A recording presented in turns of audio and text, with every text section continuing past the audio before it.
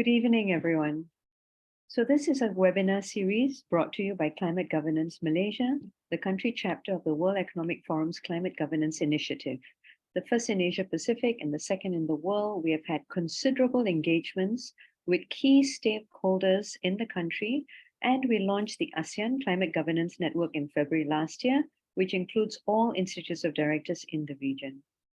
We are facing an almost perfect example of a crisis now, informed by science, foreseeable yet unpredictable. And we are so lacking in ambition globally that we have used up the remaining carbon budget. Oceans are warming at an anticipated rate. And between 2023 and 2027, there is now a 66% chance that the planet's temperature will climb above 1.5 degrees of warming. The United Nations Security Council has twice tried to put this emergency under its ambit. We lack information on climate endgame scenarios where you have geopolitical tension, mass migration, food and freshwater security issues layered on top of extreme weather events. We know that action is both long overdue and urgently needed. It will affect the way we live and work, and there is going to be an inevitable policy response. This is a classic market failure where the emitter profits and the rest of society bears the cost of the climate emergency. And this is where regulation can provide clarity and facilitate business growth. We need to price this negative externality, and this will be part of an arsenal of policies which governments will pivot towards and implement. Through an introduction by Karina Litvak, the founder of the Climate Governance Initiative, I am delighted that Andrei Marcu has very generously helped us to curate this program and nominate the speakers whom you will hear from in the next of the series. I am grateful to all of the speakers today and to our moderator, Dr. Theseira, for today's session and for sharing their experience and knowledge and wisdom. And for those in the audience, I hope you will all learn from this critically important topic. The recording link and the blog post will be available as soon as possible. Thank you so much for coming today. Over to you, Gary. Thank you very much, Sunita. Very good evening, everyone. It's a pleasure and honor to be here to moderate this session, CGM webinar series, Pricing and Negative Externality, which is carbon. We all know that this is entirely about human valuation, how we assign value to the products and services that we rely on. We immediately are able to value something like power. The moment the lights go off, suddenly power has a great deal of value to us. Light, same. Mobility, we know how to value the ability to get from A to B in a convenient way. We also know how to value comfort. We understand the concept of pricing when it comes to wastes that we generate, things like our sewer systems, things like municipal solid waste. All of these things are eminently priceable. We can think about them and we can decide that these are our services we want to have and willing to pay prices for all these things. Industrial waste and toxic waste all also have a price. In the past, we could actually see the products of fossil fuel combustion in the days when they were full of PM10 and PM2.5 particles actually visible to us as they, billowed out of the exhaust pipes of large vehicles. But essentially, the products of fossil combustion have now been regulated into invisibility, and we can't smell carbon dioxide. And this is part of why sometimes it's difficult to think about pricing these externalities. Now, this evening, depending on where you are, this afternoon, this morning, we are extremely privileged to have three eminent speakers to share their views on this topic and hopefully to answer all the questions that you have on this. Let's get started right away with Michael Mehling. Michael Mehling, Executive Director of the MIT Center for Energy and Environmental Policy Research, CEEPR, in the US. He's a professor at the University of Strathclyde Law School. His work focuses on instruments of energy and environmental policy. He's also the founding president of the Ecologic Institute in Washington, DC, an environmental policy think tank with partner offices in Berlin and Brussels. You can read his full CV in the CGM website, where it's curated as well in connection with this event. So let me welcome Michael Mehling and his presentation. Michael, you have the floor. Thank you, Gary. It's a pleasure to be joining you. It's morning here, so but I'm assuming many in the audience, it's already afternoon or evening. It's good again to be with you, and thanks for joining. So I'll share slides. I have a short introductory slide deck, and for about 10 to 15 minutes, what I want to do is provide you with a introduction, if you like, a theoretical sort of primer on why carbon pricing is indeed much discussed, is advancing around the world, and is considered by economists, as you heard in the video just now, to be the probably most, the most optimal instrument to deal with this externality of carbon. It's not necessarily the perfect solution for all problems related to climate change, but given its strengths, given what I will describe in this presentation, it's really hard for other policies to compete on all fronts. It is really the single, probably most powerful tool.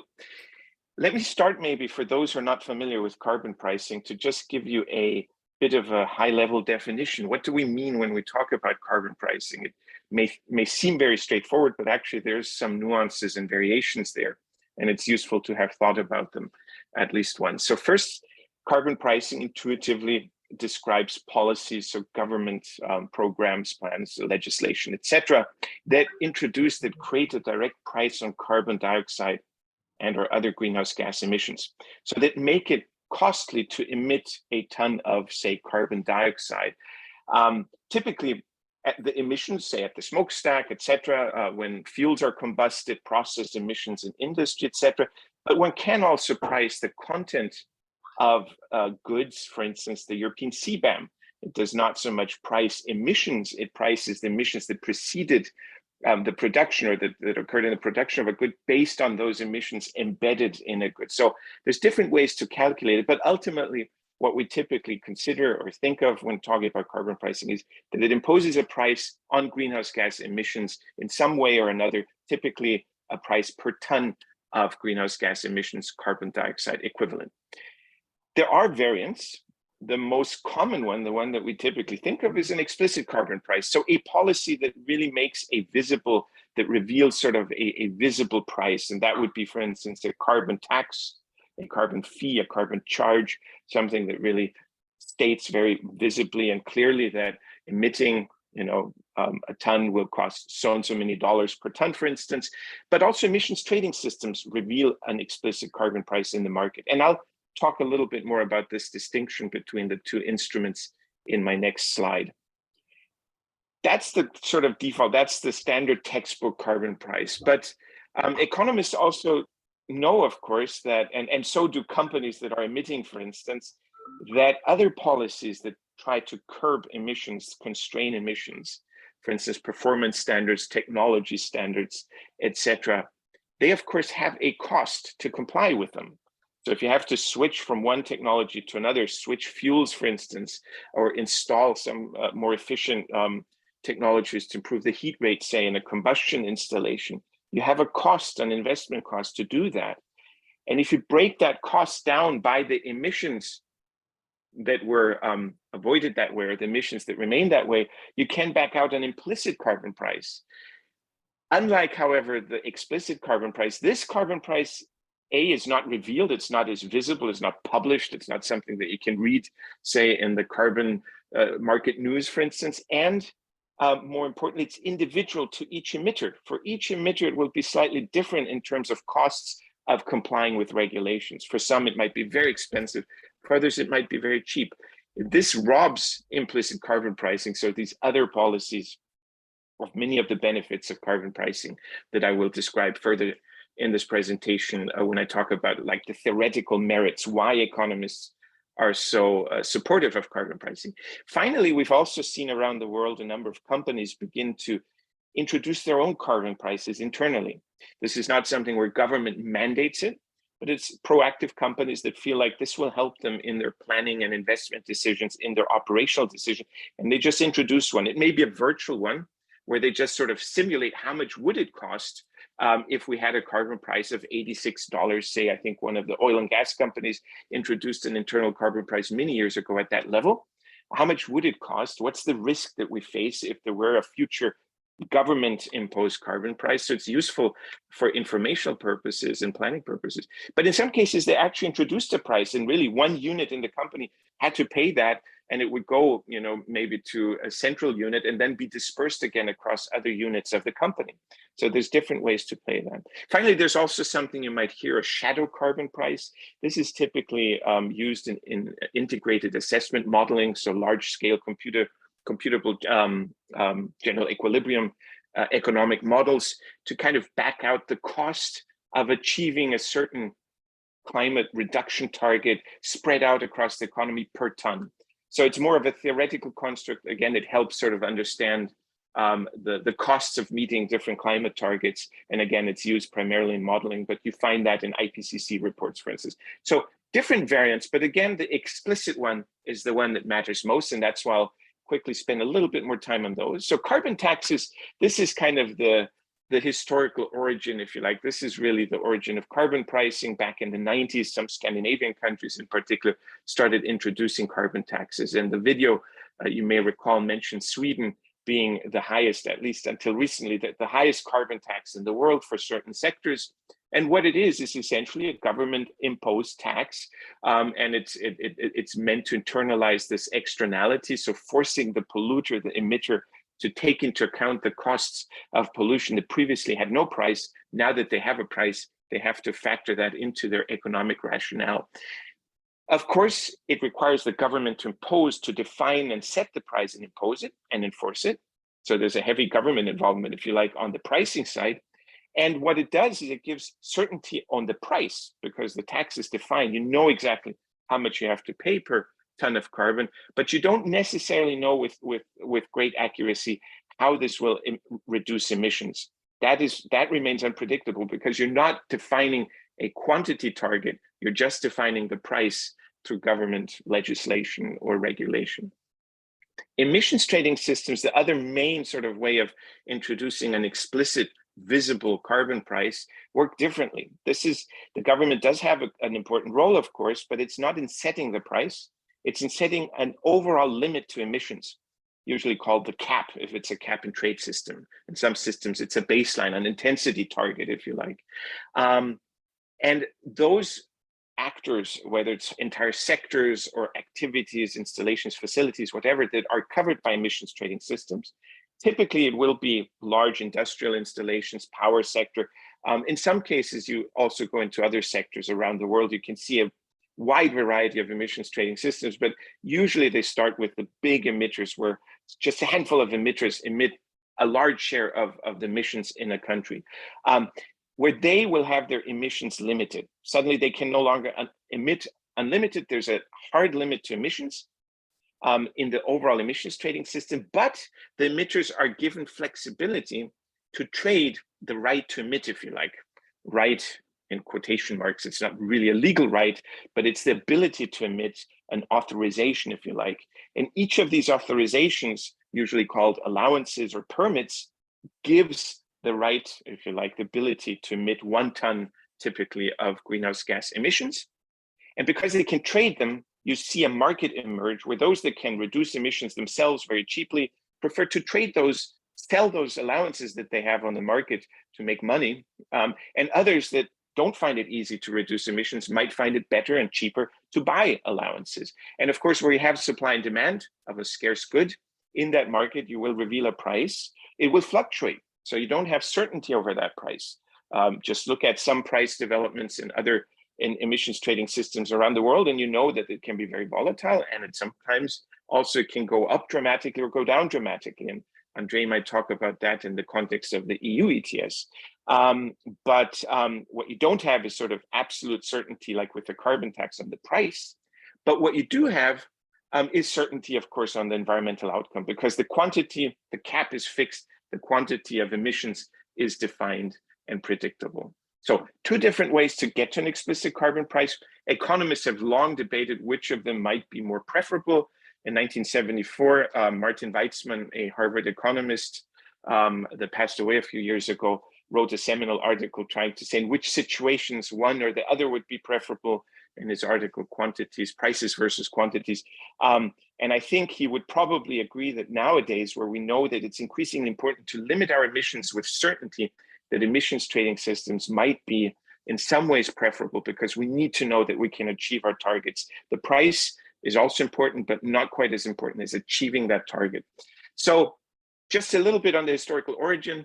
The idea of internalizing externalities and thereby correcting this market failure that Sunita mentioned dates back to Arthur Cecil Pigou, a Cambridge economist who wrote a book almost a bit over a century ago called Economics of Welfare, where he suggested that governments could impose a price on the externalities at the level of the marginal damage of the externalities, or the social cost. As Sunita mentioned earlier, you're essentially forcing society to pay the damages. Well, if you impose a price at that level, then you correct the market failure, and I'll explain that in a second.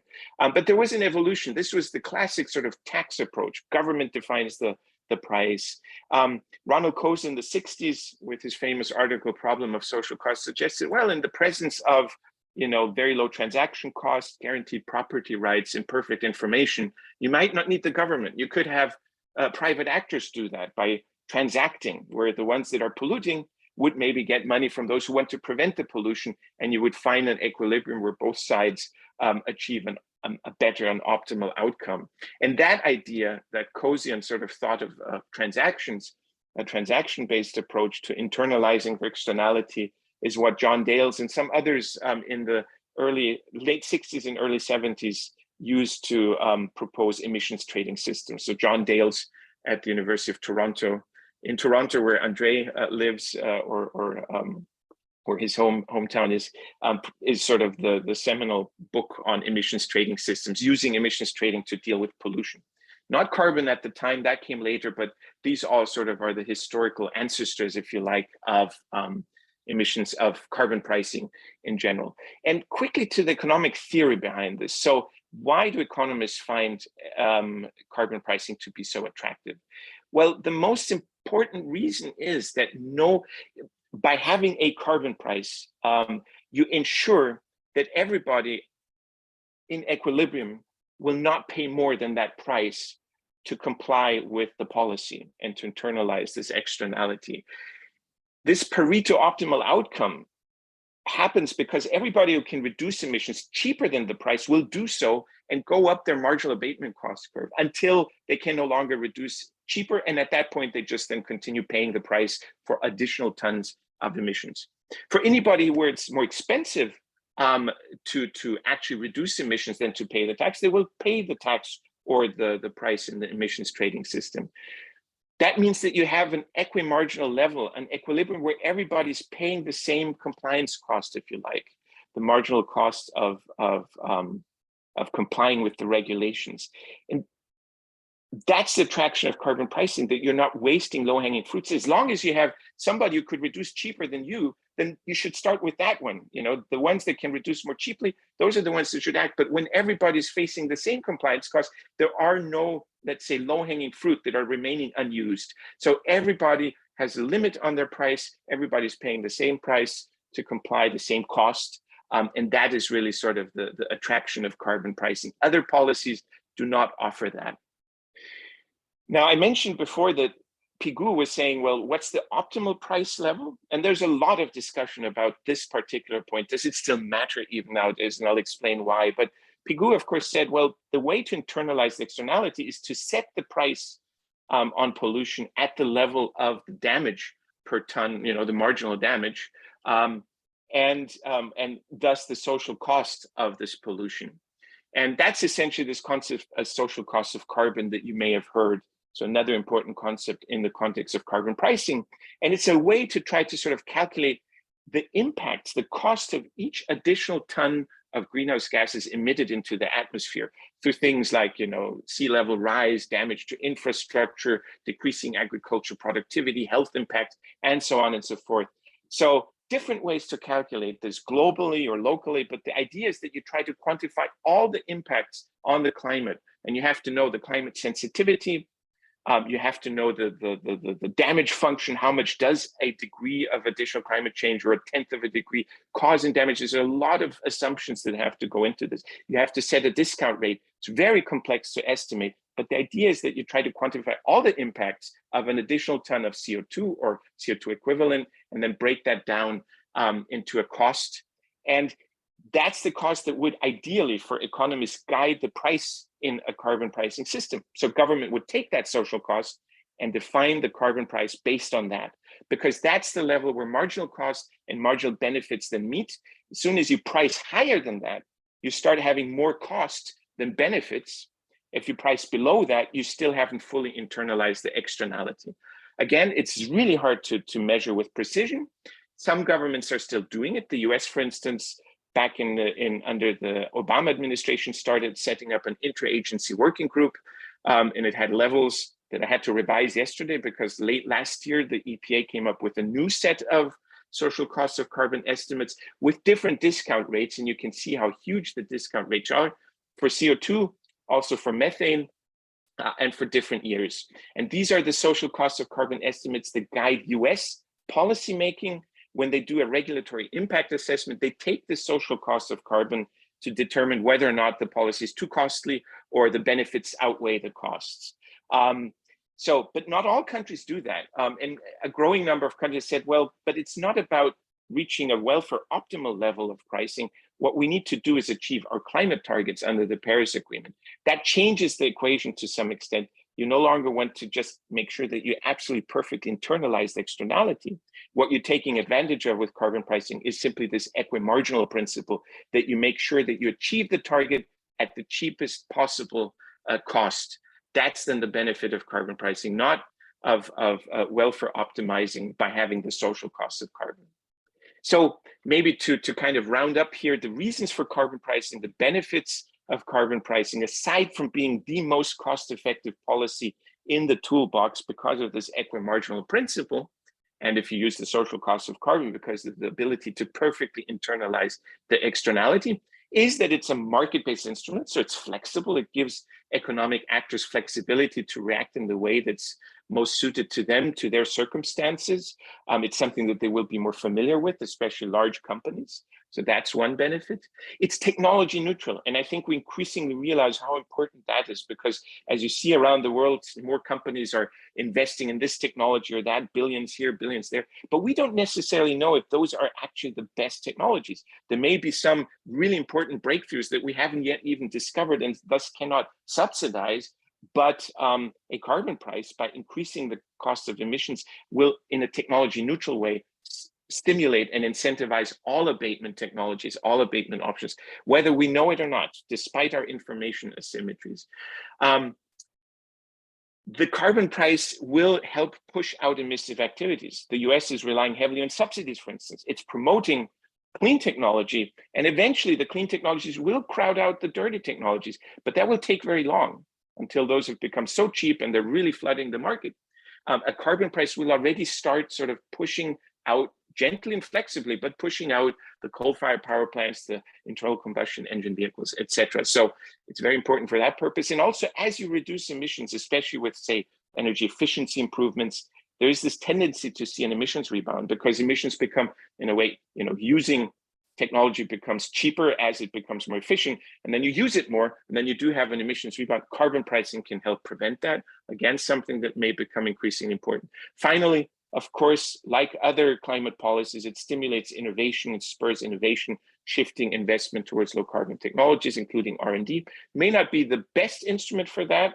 In some early stage R&D, you do need targeted research funding, government grants for universities, etc. But carbon pricing certainly helps. But most importantly, whereas many other policies spend money, carbon pricing actually creates a revenue stream for governments that they can use to offset, for instance, the impacts on low-income households, to promote research and development, to lower taxes in other areas like labor, wage taxes, etc. So whatever governments tend to do, useful social outcomes with government revenue, carbon pricing actually helps the governments collect that rather than spending it. And I think, again, increasingly in times of tight budgets, high interest rates, record debt in many governments, this is actually an increasingly important attraction of carbon pricing. I'm over time. I had one or two additional slides, but I don't think that they actually add so much. So if it's okay with you, Gary, I'll hand back to you. And of course, anybody who's interested, the slides, I understand, are being made available, can still revisit that. And I know Andrei and Chandra will add tremendous knowledge still in their slides, in their slots. Back to you. I'll stop sharing, Gary. Thank you so very much, Michael. An excellent primer on the pricing of carbon.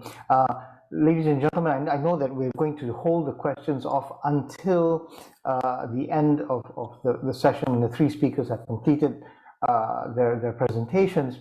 But in the interim, as you listen to the speakers, please feel free, I should have said this earlier but didn't, to put your questions in the Q&A. If you look at the bottom of your screen, there is a Q&A button, and Mr. Kishore has already made use of it. He's put in a question, but this question, I believe, is actually more directed to our second speaker, who will be talking about carbon markets.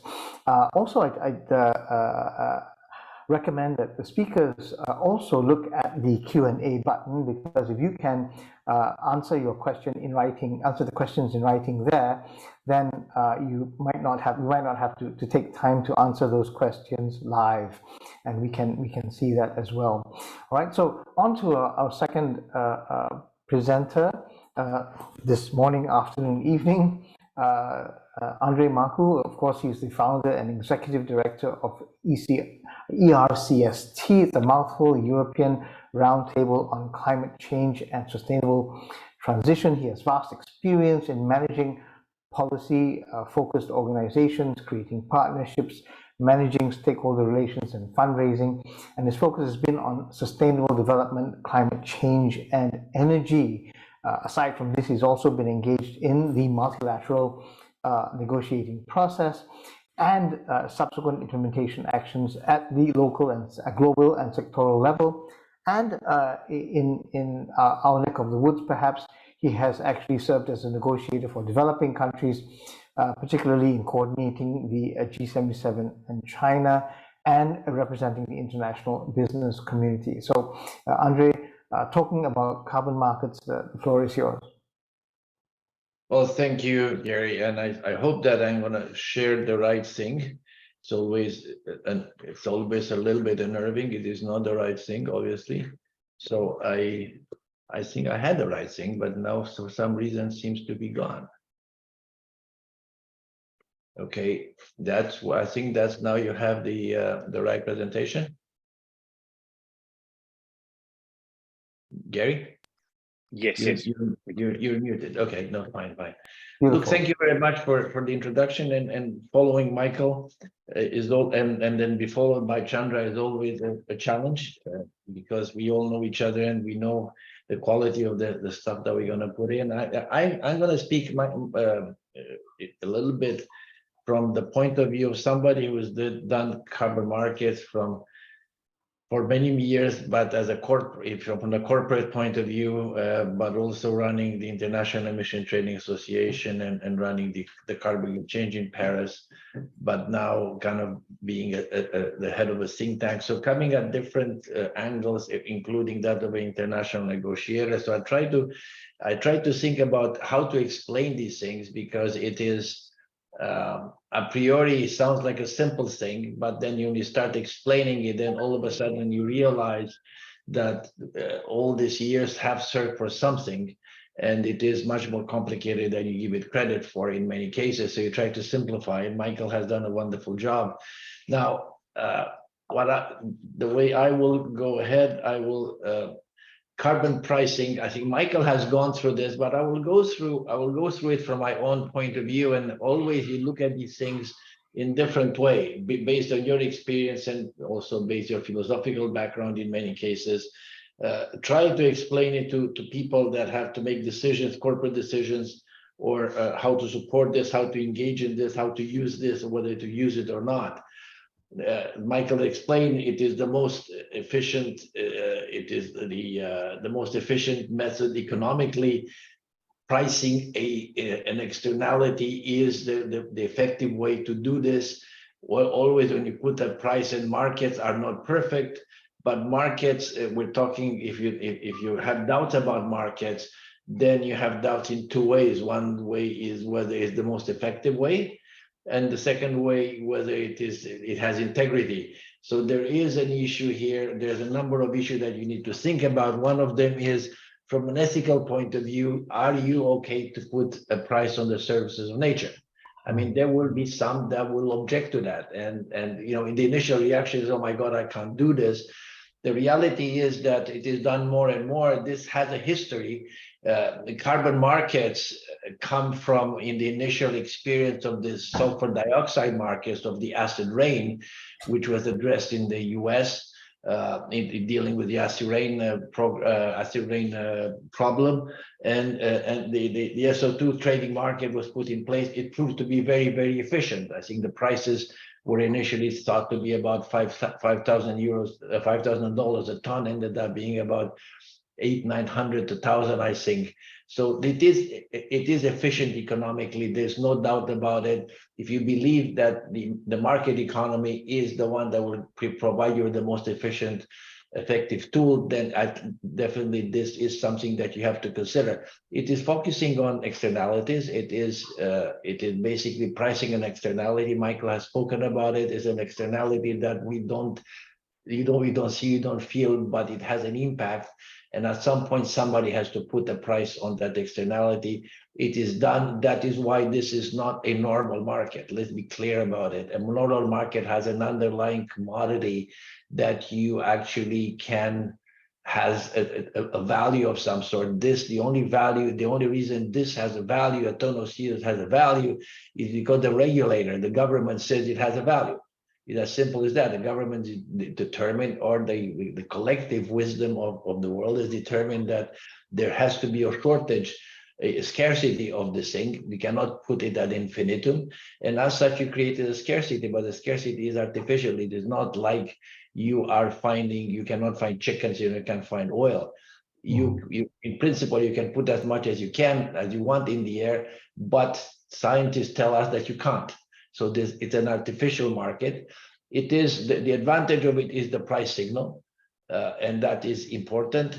It is market-based and price signal, so that to us it's an important thing in order to be able to move in a direction of a market. We at ERCST, and I agree with you, it's a hell of a long name, but when we put the name together, we wanted to signal that we were supporting the transition, but the transition has to be managed. And we felt that carbon pricing was one of the instruments in managing that transition. And the final thing is that it is according to the principle of polluters pay, and that is an important principle. I think that more and more society accepts as being a true principle. Now, there's different approaches for different circumstances. Carbon pricing, you can tax them, you can put a cap and trade system, you can do many things, but there will be different approaches for different circumstances. And why I say that is because the next bullet is that if you're putting a market in place, if you put a carbon market in place, it is in the end, it may be carbon, it may be chickens, it may be sardines, it may be tomatoes, but it is a market. It may be artificial, but it's still a market, and it has to function well. And if the price, what do markets do? Markets do price discovery and allow for a economically sound allocation of resources. Basically, that's what they do. So if you don't have a good price discovery, which means that you have liquidity in the market, you have tight spreads, you have the whole thing that defines a good market functioning. If you don't have that, then you really have to make sure that you have to think whether this is the instrument you want, and you may be better off to go to a tax. There will be jurisdictions, and we have to be very honest, where if there's not enough liquidity in the market, there's not enough players, there's not enough financial players in the market beyond the people that are there to comply with the obligations that are put on them, then the market is not going to be looking, and you're going to come up with a very, very bad price discovery. The EU has, as a union of 27 countries with a lot of points of emission, is liquid enough. the United States, China. There are some very big emitters that have a lot of points of emission. In the case of other countries, you have to examine whether you do it on your own, or you may do it in collaboration with other countries, or you may link with other countries in order to be able to have that liquidity in the market. The second thing is, Michael and I spoke about the efficiency of markets. And it's a continuum. It's always, life is not perfect, markets are not perfect, governments are not perfect.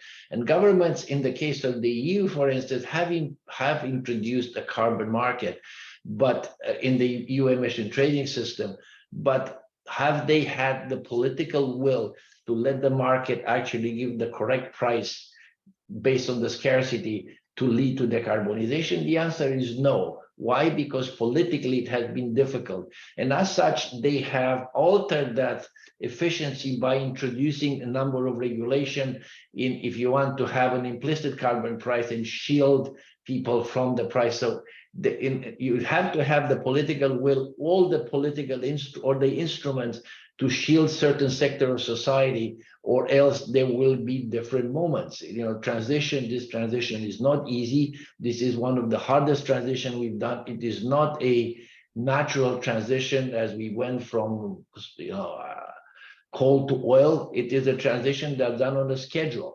So you Andrei? need to manage that transition. Yeah. So sorry, I don't really mean to interrupt you, but you're still on your first slide. I'm not sure if you mean to move that onto the carbon market slide. Are you not? Okay, there we go. Now I see slide 2 now. All right. Okay. No, this is slide 4 now. This is no. There was this. The slide was different. So okay. you have 1, Yeah. 2, 3. Okay. So this is what I was saying, that this is come from this market have evolved. It was initially based on SO2 markets. Remember the acid rain problem in the States, where there was acid rain destroying forests, destroying lakes, destroying buildings, having health problems, creating health problems. And the way the Americans dealt with this was to create a sulfur dioxide market. That was relatively simple because for a number of reasons. First of all, the technology was available. So there were scrubbers, not sulfurs, but there were scrubbers that were available as a technology. But to deploy scrubbers, it wasn't instantaneous, it would take time. There were intermediate measures available. You could import low sulfur coal from Western US. And it was a local, not a global thing, so you could deal with it within the context of the US. But nevertheless, the result of that kind of got a lot of people listening and looking at it. And the decision was, when carbon became a problem at Rio, I mean, it became before that, we became aware of this becoming a problem before Rio. But at Rio, when we had the discussion and the Framework Convention came in and then the Kyoto Protocol, this became a very interesting proposition. I will also remind you that it is not always an evolution that is a straight line. The evolution goes in mysterious ways. So we had carbon markets 1.0, which was a Kyoto Protocol market, which had a very centralized government. The international market had the UN regulatory monopoly at the international level, non-unilateral level, and there was a commodity that was being traded. There were credits created from the CDM, CERs. There were credits that were allocated under the UN Kyoto Protocol emission allowances. And then there were the EUAs, the European allowances that under the EU ETS, but they were pretty much commoditized, which made life relatively simple. You had a very simple program because the Kyoto Protocol itself was a giant cap and trade scheme. That's what it was. It assigned a number of emissions, a cap of emission to developing countries, Annex 1. And they could trade with each other under Article 17 of the Kyoto Protocol.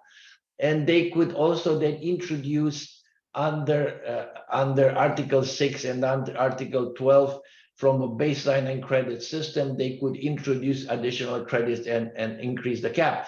The deal under the Kyoto Protocol was very simple in a way. We developing countries will reduce our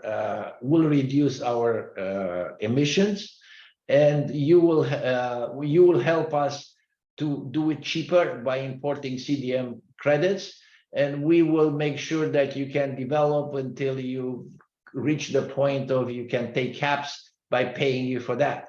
So that was kind of the deal under the Kyoto Protocol. So the Kyoto Protocol was, if you're again a giant cap and trade scheme, you had all the developing countries. Japan wasn't, Brazil wasn't there, but you had Switzerland, the EU, Canada, and so on. All the OECD countries, all the Annex 1 countries that could trade with each other under Article 17 of the Kyoto Protocol.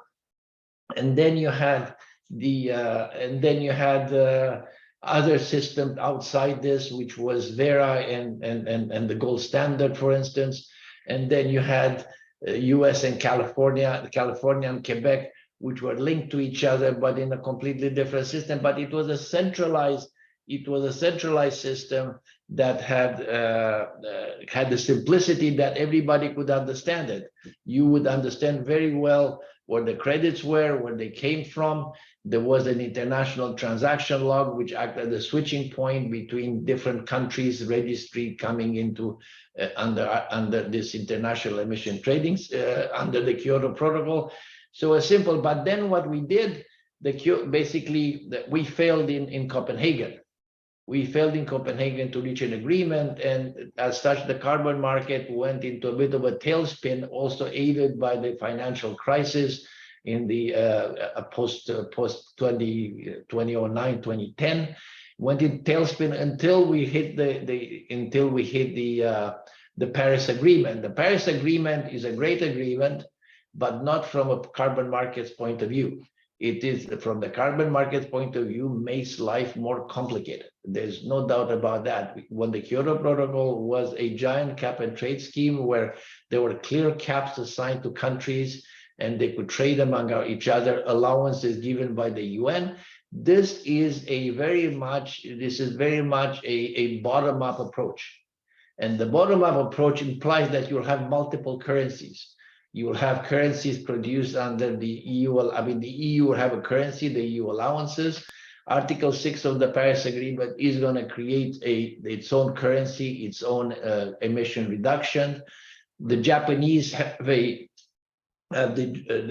crediting their own Japan crediting mechanism, which creates its own credits.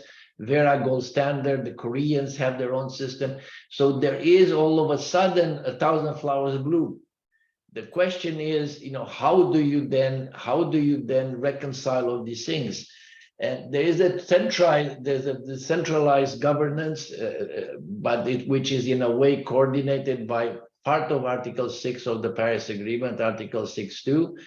There is a difficulty in having exchange rates. What we do in currencies and emission rights that Michael has referred to has been considered by many as being as akin in terms of accounting, if you want, to a currency. So if you want to do this, if you trade currency, you have an exchange rate, and everybody, that exchange rate now is not a fixed exchange rate, it's a floating exchange rate.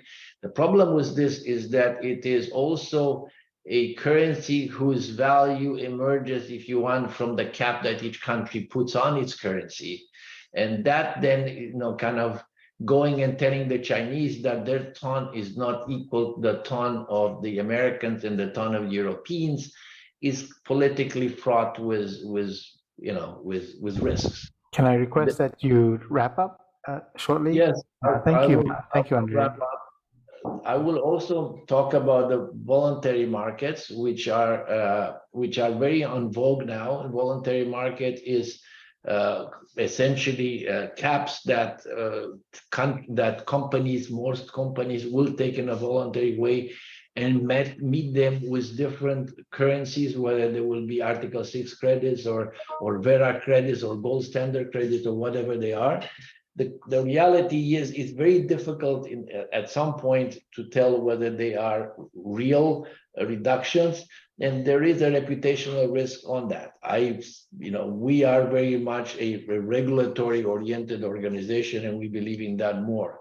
So the only thing that I wanted to add now was the fact that the only thing I wanted to add is the fact that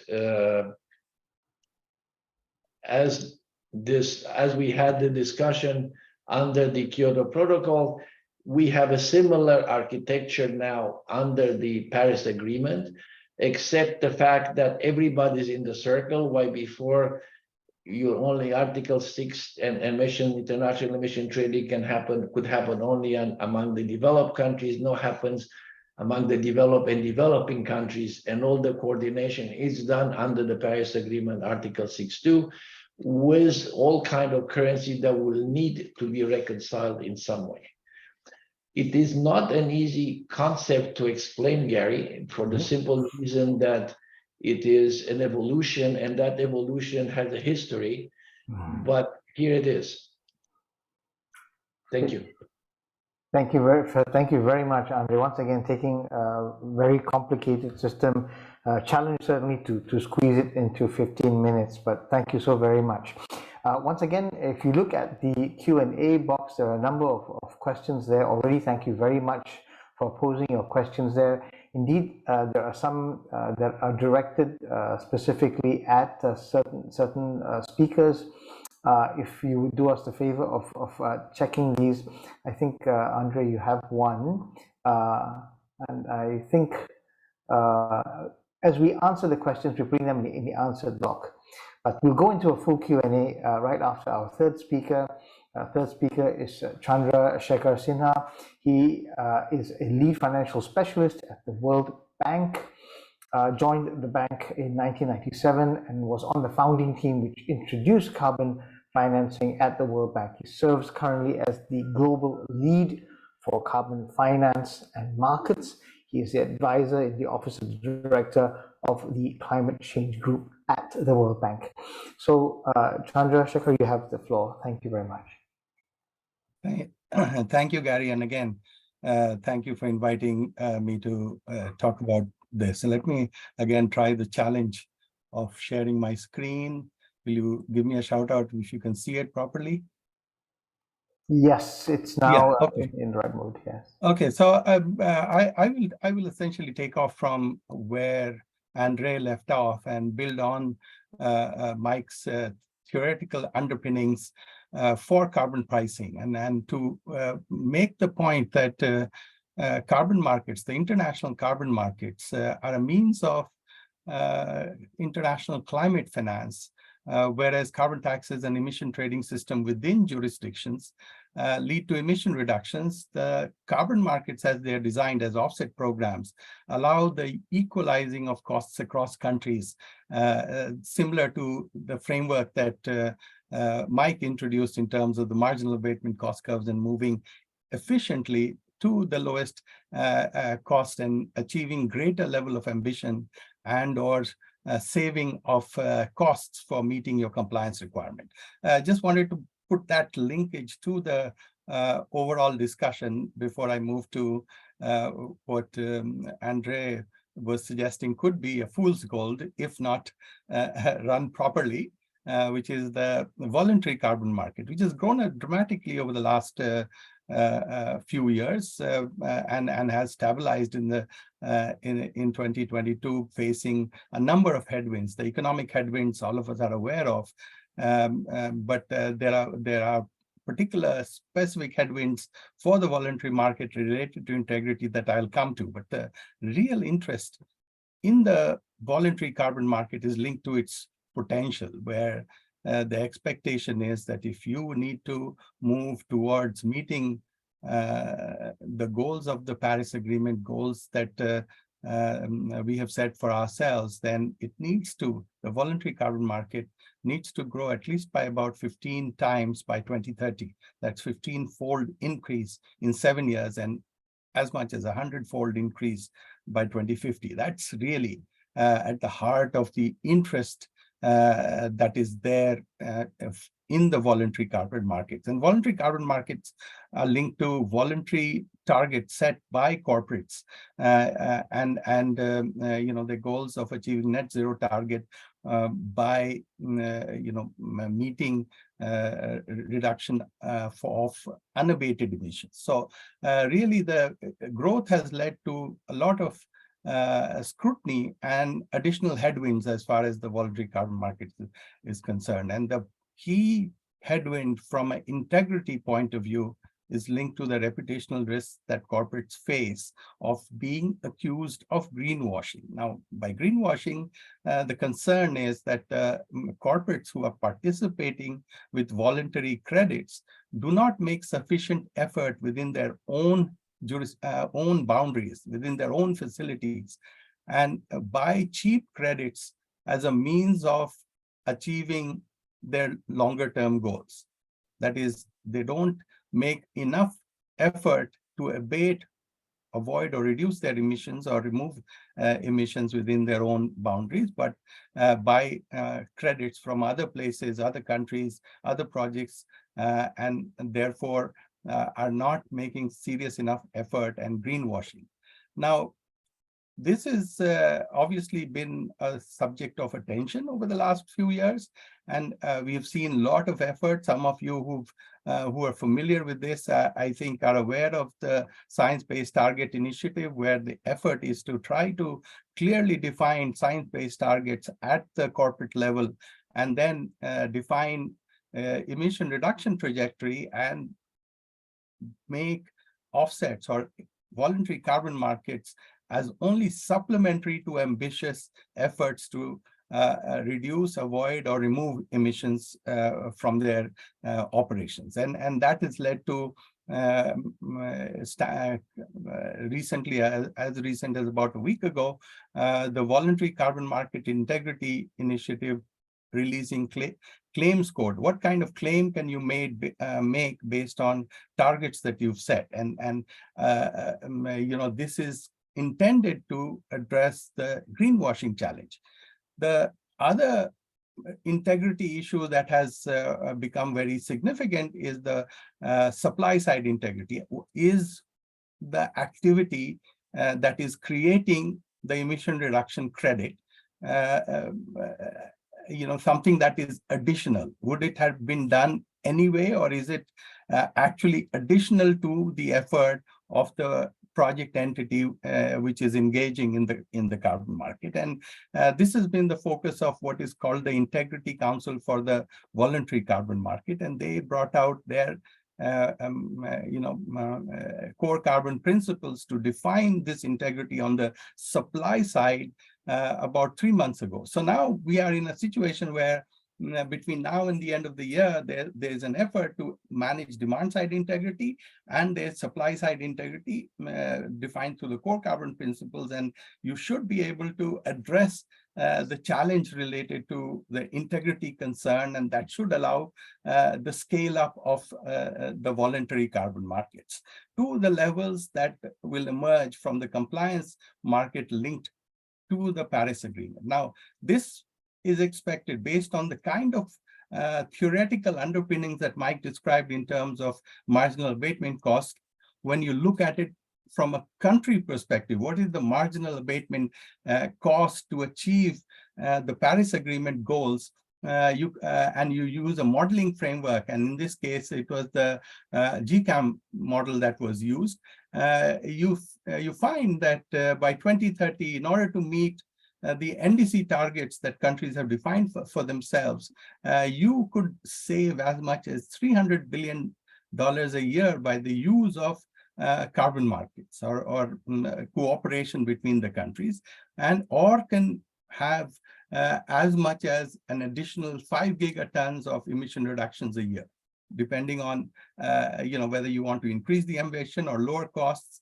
These are the two parameters that should be of direct interest. And the thinking is that the voluntary carbon market is an effort to seed the compliance market, and you begin to see in this slide the increasing activity on Article 6 of the Paris Agreement through bilateral agreement between the buyer countries, which are reflected in the left, and the potential seller countries which are reflected on the right. And what you've seen is, and if you look at in the middle, the growth of activity just in 2022 and 23, the number of agreements have been signed between the buyers and the seller country, and you now have over 40 bilateral agreements signaling the growth of the compliance market for achieving the goals of the Paris Agreement.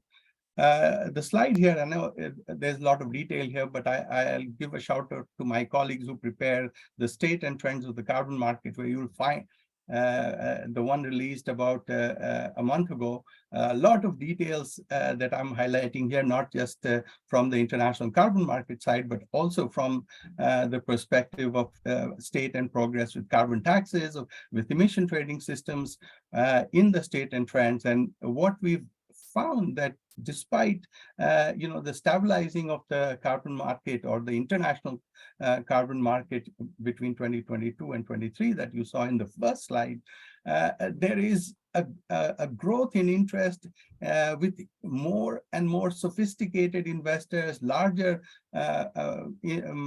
financial institutions, more diverse set of players coming into the market and looking at scaling up the use of carbon markets through jurisdictional approaches, whole national level programs to increase the supply and the integrity and to scale up the contribution that carbon markets can make in moving and addressing the challenges of the Paris Agreement. So overall, what are the trends? We see the voluntary market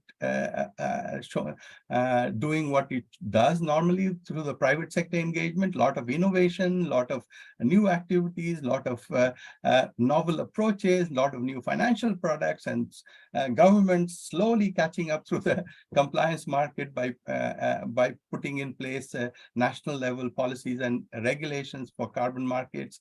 And we see the role for the multilateral banks and institutions to facilitate this process, to accelerate the participation of the private sector through the voluntary carbon market, accelerate the policy and enabling regulatory environment by the governments through capacity building, through learning by doing, and to rapidly scale the carbon market, because as Mike indicated, we don't have much time.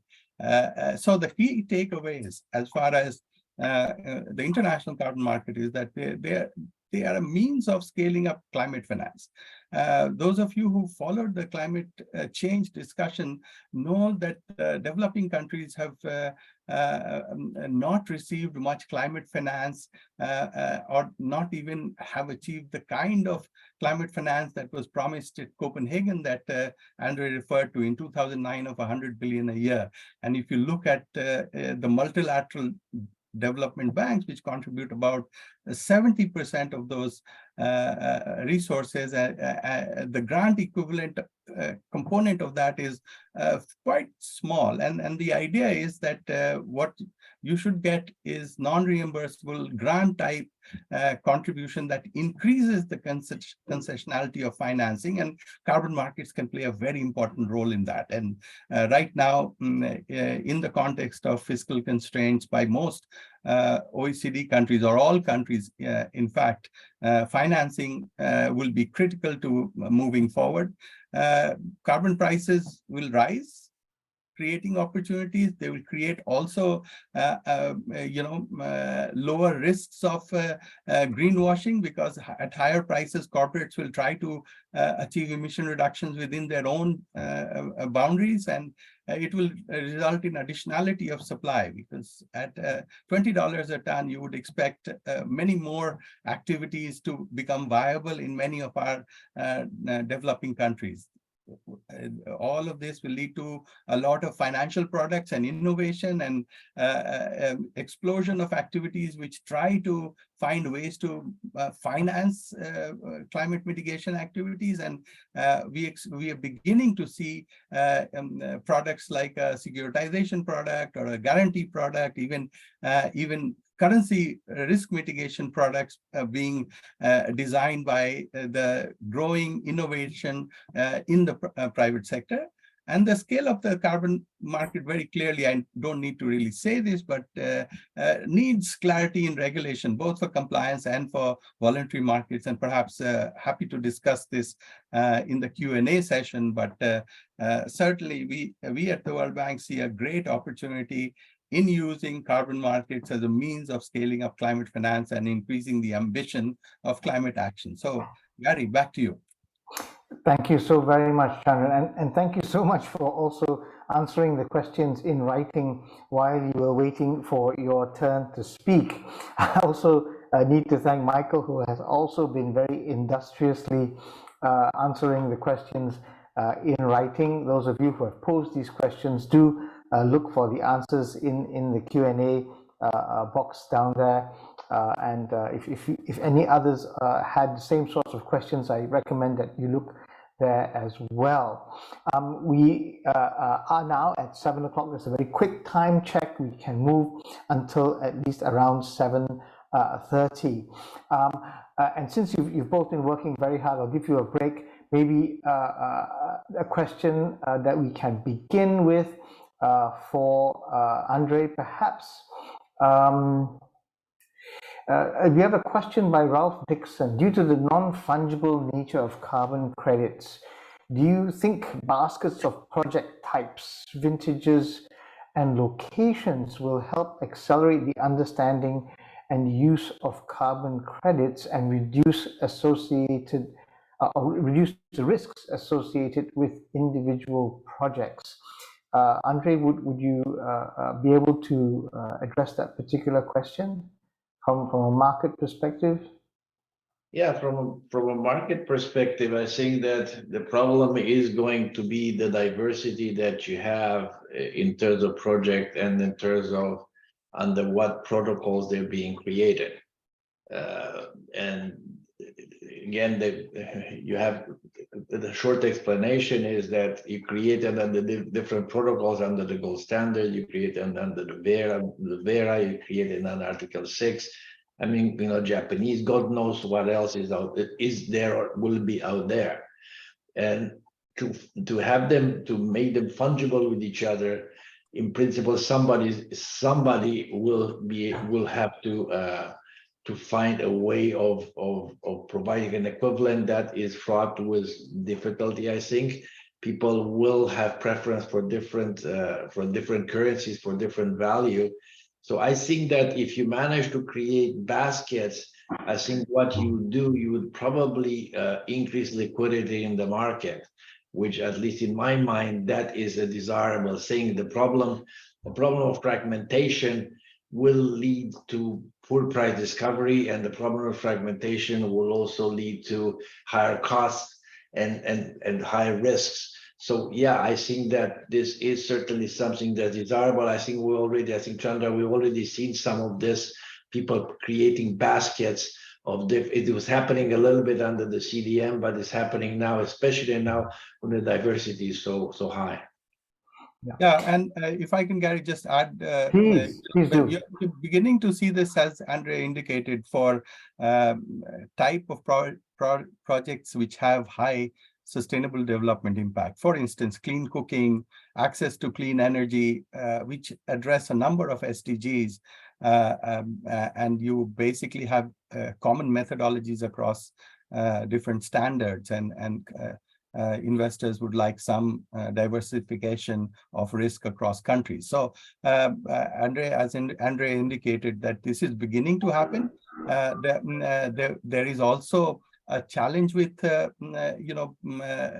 vintages, because there are different vintages of carbon credits are eligible under different kind of systems. So for instance, CORSIA will allow you to use only the aviation industry compliance system for managing emissions, would allow only emission reductions after 2016. Paris Agreement would require you to have it from 2021. So there are constraints with vintages, but certainly this is a trend which I think, as the questioner rightly identified, a means of diversifying risk and increasing liquidity, as Andrei pointed out.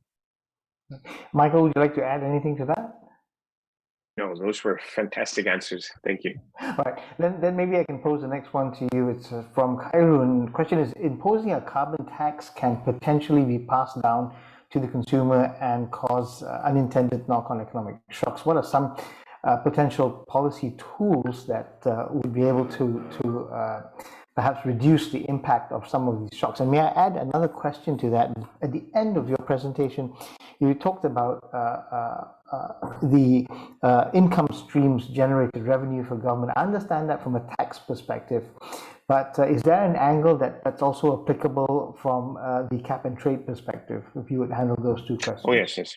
Okay, a good question that may have not been obvious.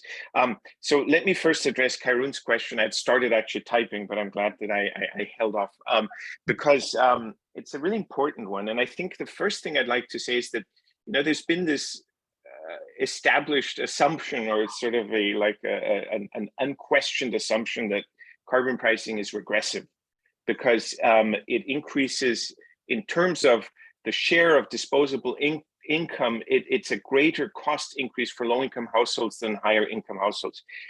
That's been sort of an accepted truth, but it's increasingly questioned. There's more and more research that looks at both the supply and demand side of carbon pricing and suggests that the impacts on capital actually do in the end level that and potentially even make it progressive without even factoring in revenue use. But traditionally, even if you assume that it is regressive, all else being equal, it's of course down to what you do with the revenue of a carbon price. And the typical proposals there are to recycle that revenue back and targeted it in a targeted way to low-income households, for instance, to provide assistance. There's different ways to do that, but economists tend to prefer just lump sum checks to households, not something that's linked in any way to energy use, for instance, because then you might create a perverse incentive to use more energy because you'll get more assistance. And that's, of course, not the point of the carbon tax. Whereas if you give a lump sum payment to all households, and I think some of the Canadian provinces that have, like British Columbia, have engaged in that, you not only take care of these regressive knock-on effects that Khairun is referring to, usually the lowest income households end up better off because they get some of the lump sum payments that have been paid for by the carbon taxes of higher income households who tend to use more energy. But you also increase the political acceptability. We didn't talk too much about the politics. Andrei mentioned it a bit. Carbon pricing is not easy to do in terms of the political economy. Other instruments that disguise the cost, like a subsidy that actually gives money to certain constituencies, are often easier to pass, but they're more costly for society as a whole. So that's really important to take into account. Over the long term, it's actually a much, much costlier option. But these kinds of uses of revenue can help improve that political economy to make it easier to communicate why we're doing that. Now, to your second question about taxes versus cap and trade system. So the textbook cap and trade system auctions all allowances. So you have the same revenue stream in the end. Okay. The price, of course, is determined by the market. In this case, the primary market. What do the participants bid, and that expresses how scarce the allowances are, how much there's an emissions a shortfall vis-a-vis emissions, etc. But you would have the same kind of revenue stream you have in their carbon tax, just not quite as predictable.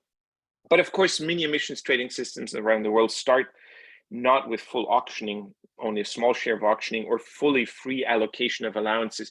And there's a clear case, I think, to be made that over time, the logic is to move towards auctioning, where you then generate that revenue stream for all those benefits, but also because that helps the carbon price signal do what it's supposed to do, which is, of course, to reduce emissions towards our committed targets. So I hope that answered both questions. Thanks. Yeah. Thanks so much, Michael. Yeah, please go ahead. Look, let's be quite blunt about this. It's an additional cost on society. I mean, anybody who tells you this is a win-win situation and this is that, there is an additional cost. And we have to accept that as a political reality. You may manage it in many ways, but there is no doubt about it that if you assume that you have a full functioning economy which is completely or uses all resources, or you assume that there are or do you assume that there are resources that are available and unused? But short of that, if you put a price on carbon, then you're going to start to have allocating resources between different sectors of economy and different sectors of society. So that is the reality, and we have to accept that climate change needs to be addressed, and there's a cost to it. The question is, how do you manage the transition? In the long term, we're all dead, as we all know that. But short of that, how do you manage it? And you can manage it in many ways. There is the issue of affordability and the issue of citizenship, but the citizenry at large, whether they can afford it, their sector of society are going to have problems. Then there's the second part of it. What do you do with your economy?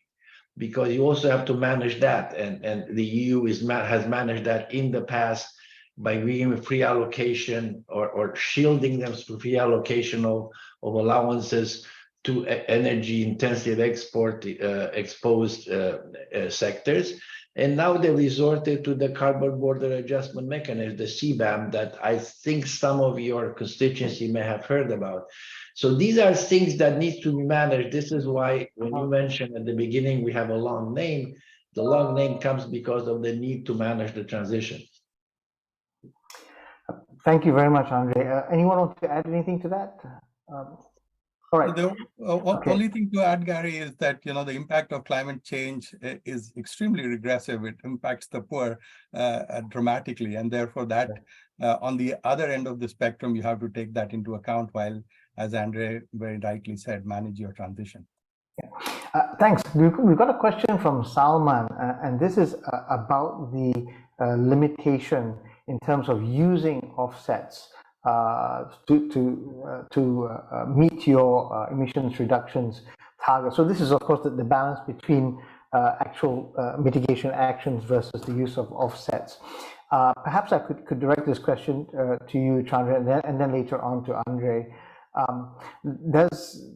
Is there any potential to see a situation or to envision a situation where there may actually at some point in time be no limitations to purchase of carbon credits as we approach, everyone approaches this net zero targeting that seems to be going on all around the world? Would you like to try to field that one?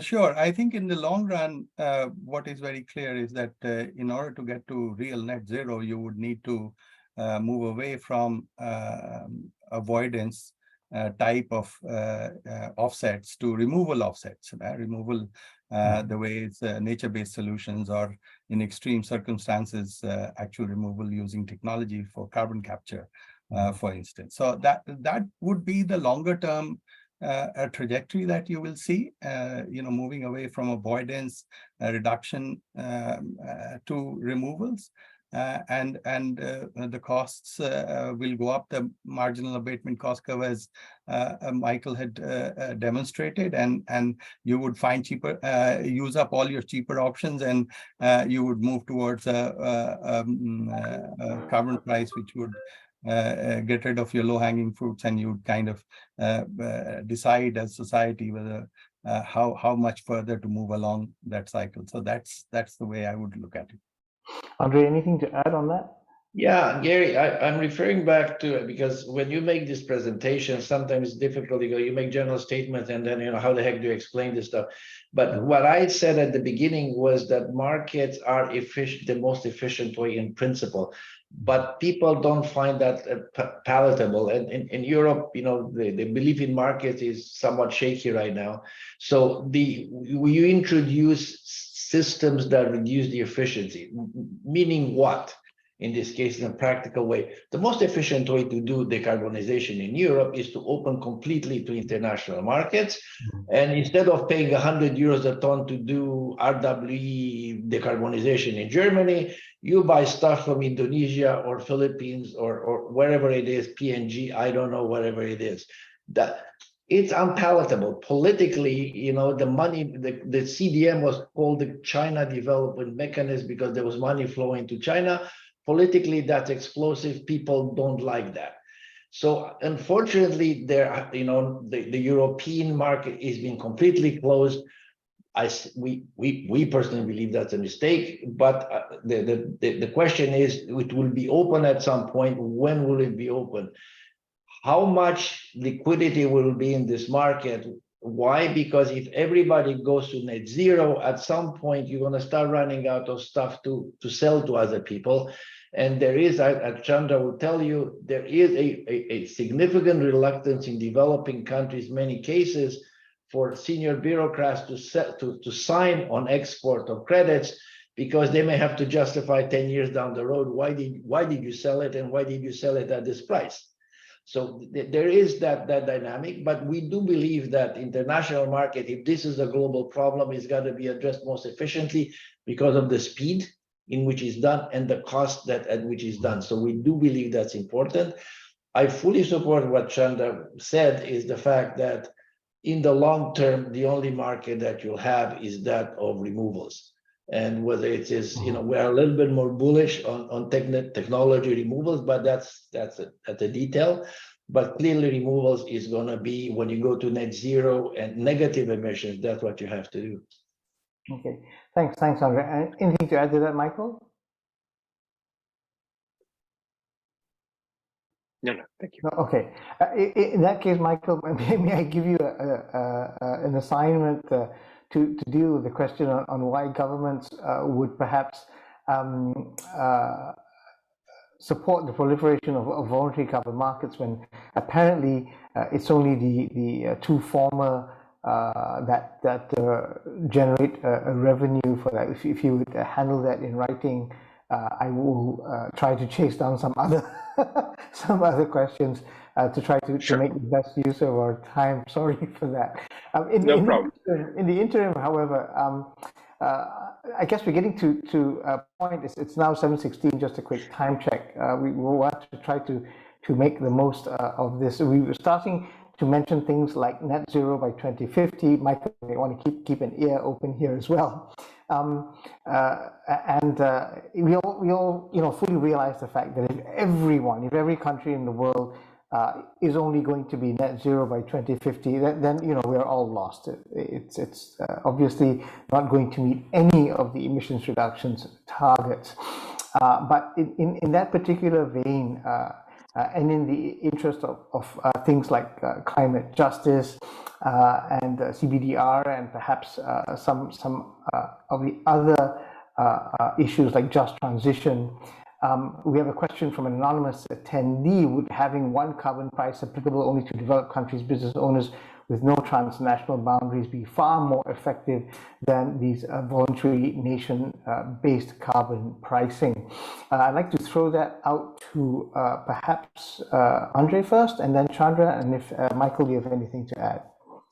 Can you repeat that question for a moment? Okay. Whether you have one price for developing countries? Would having one carbon price applicable only to developed countries' business owners with no transnational boundaries be far more effective than voluntary/nation-based carbon pricing? I mean, it seems to hearken, it seems to be like a Kyoto Protocol, but only based on the price rather than based on the emissions reductions target, perhaps.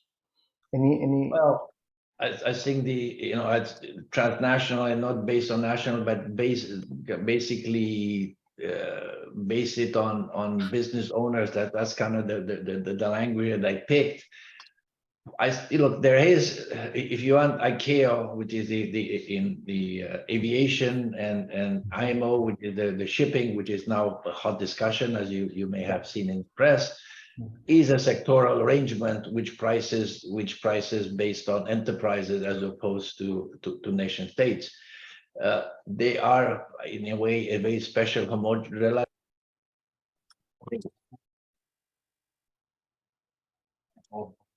sector of the economy. I would think that is probably going on that route is tempting in some way. We do see, and Michael can talk about that, we do see some arrangement, other sectoral arrangement, aluminum and steel, EU-US arrangement. So there is an old, Gary, you may remember this, the Japanese used to have this love of sectoral arrangement way back. I can't remember what was in the Yeah, they pushed it for a long time. Yeah. at the beginning of the 20th. Yeah. So there is a constituency that wants to do this, but I don't think it's an easy thing to do because the economy that if you can apply that to certain sectors, maybe aluminum, maybe cement, maybe steel, but you start getting into chemicals and other things like that, it's becoming really difficult because of the diversity of the products. That would be my short answer.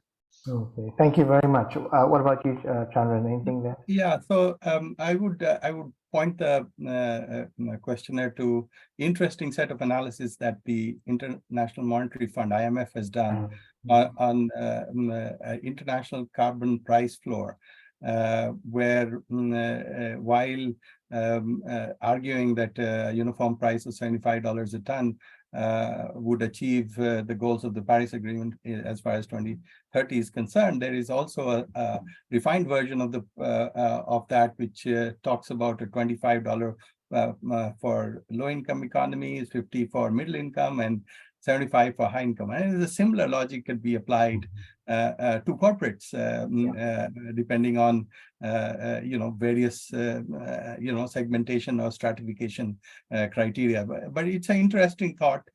Certainly, I think that in the corporate sector, a minimum price on carbon that corporates need to pay and disclose in a transparent manner would go a long way towards addressing concerns of greenwashing, and would lead to the additionality of the supply of those offsets as well. So it would address the two key integrity issues that have been brought up, that corporates may not be doing enough. So if you set a price of $25 a ton, they make all the efforts to implement all the measures below that cost. And at $25 a ton, you can be pretty sure that the reluctance that Andrei talked about in many of our developing country clients of selling it at $3, $5 a ton would be addressed, because $25 is significantly higher than the current prices that you see in the market. So I think the floor price idea has merit. The challenge is in implementing it, and that's really the challenge. And maybe Michael has some other thoughts as well. Yes, Michael? Well, I think the important stuff has been said. Plus, I was, of course, doing my homework, so typing that other answer. But in purely thinking from a theoretical perspective, and I think Andrei touched upon that, of course, it would be superior to having a fragmented patchwork of national, subnational, voluntary and compliance systems to have one. It's interesting that there's a distinction, as the anonymous questioner was saying, but specifically for developed country businesses. But yes, if we could have all developed countries agree to have one carbon price, that would be the most efficient approach. But politically, experience, and Andrei underscored this point, has shown that's extremely difficult. Even Switzerland and the EU took 10 years to agree on a link between their carbon markets for certain sectors of the economy. And it just proved it's politically, a lot of issues get put in the basket of negotiating that. Some issues which really shouldn't belong there, like airports and migration policy and stuff like that. And so that's why we haven't seen that necessarily yet. But I think what Chandra was referring to, the IMF proposal of having sort of a development indexed minimum carbon price in different tiers for the most advanced economies, middle income economies, lower income economies, it may become more attractive over time as we all realize we're in this struggle. We have to achieve, quite significant transformation. To Andrei's point earlier, the costs are not insignificant, and carbon pricing can be a flexible and certainly a cost-effective way of doing that compared to other instruments. Because I think one also has to remind oneself that all other policies also have costs, whether it is a social cost through the burden on the fiscal budget, in the case of subsidies, or the individual marginal abatement costs of dealing with performance standards, vehicle tailpipe emission standards, etc. There's always going to be some cost, and carbon pricing is one of the least cost options to achieve our common targets. Okay. Thank you so much. Yeah, Gary, please. remember one thing. We started when I ran AIDA, I started AIDA in late 90s, early 20s. The dream was of a universal carbon price. Let's not differentiate, but we had this dream of having one carbon price. And that would eliminate problems of competitiveness or all kind of carbon leakage, what have you. Well, we're still dreaming about it.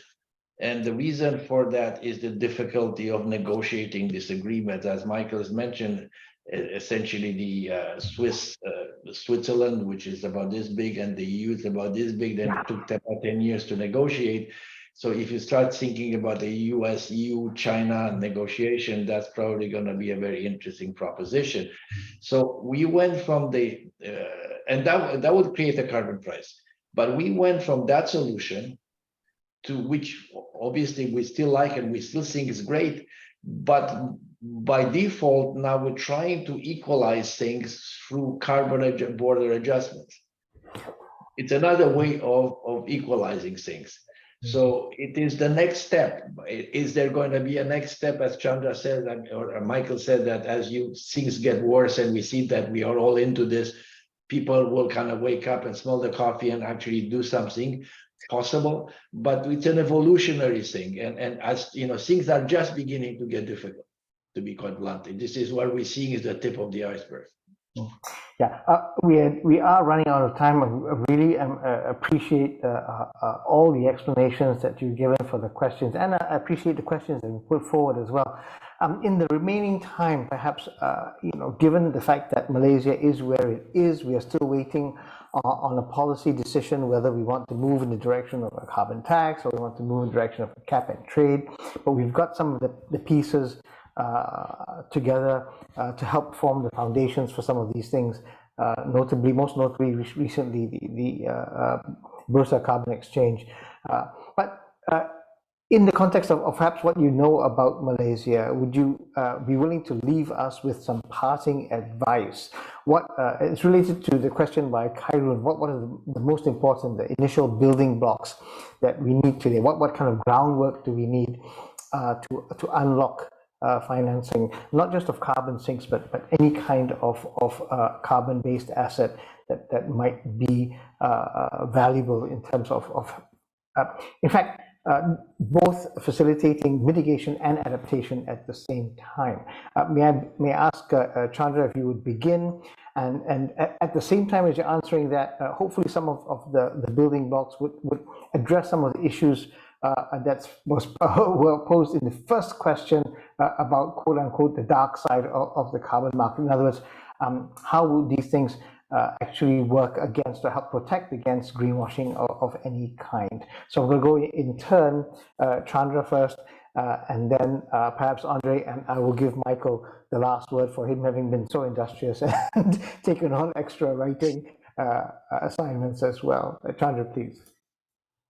Yeah, thanks, Gary. And again, it was a pleasure to be a part of the panel with Andrei and Mike, as usual. The advice to most developing countries that we've been providing is that you need to think in terms of your longer term strategy on carbon, climate change, and how you plan to achieve your overall objectives, and to clearly identify the role that carbon pricing can play in terms of the domestic mitigation framework that you set for your own economy, for your own participants within a country, and then the role that you would like to see the international carbon markets play. Because the international carbon markets, as I was saying, in the absence of very clearly defined mechanism for trade, as was the case with Article 17 of the Kyoto Protocol, as Andrei was mentioning, the international carbon markets are a mechanism of channeling private capital, if you will, or international climate finance into activities that are of particular interest. So if that is the case, then defining very clearly the role that carbon markets, international carbon markets can play becomes very, very important in guiding the investment into sectors or programs that you would like to see them go towards and contribute to your longer term objective. So I think clearly identifying the relevant carbon pricing instrument between taxes which are simpler to implement, but have less clearly defined emission quantity objectives, as Michael indicated in his opening, to emission trading system which clearly define what your target that you'll achieve at the end. That's one part of national mitigation. And then using international carbon markets as they exist right now, both voluntary and compliance, to figure out how do you channel resources to programs and activities and set a minimum targets. I know setting a price is not necessarily the best way to achieve that, but clearly identifying a positive list where you'd like those international investment to flow would be an appropriate way to go forward. So let me stop here. Thank you so much, Chandra. What about you, Andrei? Well, look, we know, all three of us know each other quite well, so it wouldn't be surprising if the answer are not horribly different in many ways. But I would look at it, the fact that it's a tool in the toolbox. You know, carbon pricing in some way is going to be one of the instruments that you should have. It may not be appropriate for all sectors. And I would make the differentiation, which I mentioned at the beginning, whether a country like Malaysia would have the, if you want, the depths in terms of emission, points of emission and market participants to provide the liquidity for a vibrant and liquid carbon market. So that's something that I don't know enough, but it's something that you would have to examine. So the choice to me also between a carbon tax, beyond what Chandra said, is whether a carbon market in Malaysia itself is going to provide a good price discovery, or is going to be a very liquid market with Petronas and a couple of other players being players, and you know, it may not be the best way. So whether a tax would be at least at the beginning a better way. The other alternative, which has been discussed and looked at, is also to look at a regional emissions trading system, which would link Southeast Asia. That would provide a club, and that would provide a lot of, if you want, attraction for sharing infrastructure, for sharing many other things. In terms of the dark side, there's always a dark side, but the dark side, the market always has a dark side, and what some people would call speculators.